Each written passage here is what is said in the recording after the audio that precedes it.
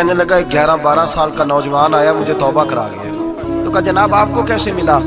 تو وہ شخص کہنے لگا حضور کل میں گیا بازار, میں نے بغداد کے چوک سے 10 کلو مچھلی بھی خرید لی اور کچھ اور ضرورت کی چیزیں بھی, مہمان آنے تھے, وہ سارا کچھ خرید کے میں جب نکلا تو سامان زیادہ ہو گیا.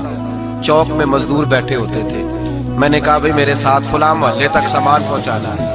وہ بچہ کہنے لگا چچا اگر میں چلوں تو, میں نے اس کو ایڈریس وغیرہ بتلایا تو 3 دینار مزدوری طے ہو گئی سامان گھر پہنچانے کی. کہتے میرے ساتھ وہ نکلا اور جب رستہ طے کرنے لگا تو رستے میں گرمی بڑی سخت تھی, ظہر کا وقت تھا. ذرا ہم نے چند قدم اٹھائے, 2-4 گلیاں گزرے تھے کہ اذان ظہر کی آواز آنے لگی. تو کہتے ہیں بڑی منت کے انداز میں, بڑی گزارش کے انداز میں میری طرف دیکھا, عمر چھوٹی سی ہے. کہنے لگا چچا اگر اجازت مل جائے تو میں ظہر کی نماز پڑھ لوں. کہتے ہیں میں ایک جگہ پھٹے پہ بیٹھ گیا اور گپے کرنے لگا, سامان وہاں رکھا, میں نے کہا پڑھ لے نماز. کہتے ہیں بچہ نماز پڑھنے چلا گیا, باقی لوگ دیر سے آئے, وہ نماز پڑھ کے جلدی آ گیا. میں نے کہا بیٹے تو جلدی آ گیا ہے؟ کہنے لگا اس لیے جلدی آیا ہوں کہ آپ یہ نہ سمجھے یہ کام چور ہے, میں نے نفل چھوڑ دیے ہیں, فارغ ہو کے پڑھ لوں گا.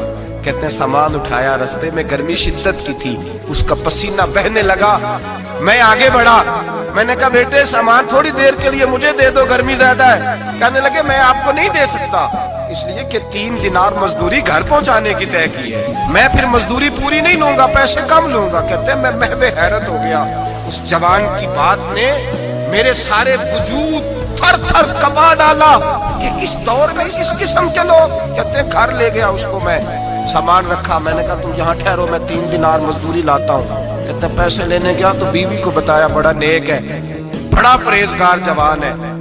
کہنے لگی روٹی پکی ہوئی ہے, اسے کہو دوپہر کا کھانا کھا لے. کہتے ہیں میں باہر گیا, 3 دینار تھمائے, میں نے کہا بیٹے ایک بات مانو گے؟ تو کہتے ہیں 3 دینار دے کے کہنے لگا اب تو آپ مالک ہو گئے, میں نے نمک کھا لیا ہے, اب تو ہر بات مانوں گا. اصلہ نال جی نیکی کریے نسلہ تاک نہیں بھول دے, میں اب ہر بات مانوں گا.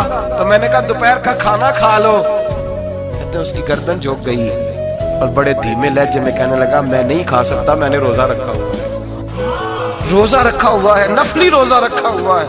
کہتے ہیں میں اور پریشان ہوا, میں نے فوری طور پہ سوال کیا کہ اب تو کدھر جائے گا؟ تو کہنے لگا اب میں کہیں نہیں جاؤں گا, میرے 1 دن کا خرچہ میرے ماں باپ نے جو ڈیوٹی لگائی ہے وہ 3 دینار ہے, پورا ہو گیا ہے. اب میں باقی جو وقت بچے گا یا قرآن پاک کی تلاوت کروں گا یا محمد عربی پہ درود و سلام پڑھوں گا. میں نے کہا افطاری کر لینا. کہنے لگا مجھے مسجد بتا دو, میں جا کے اللہ اللہ کرتا ہوں, مجھے شام کو لے آنا.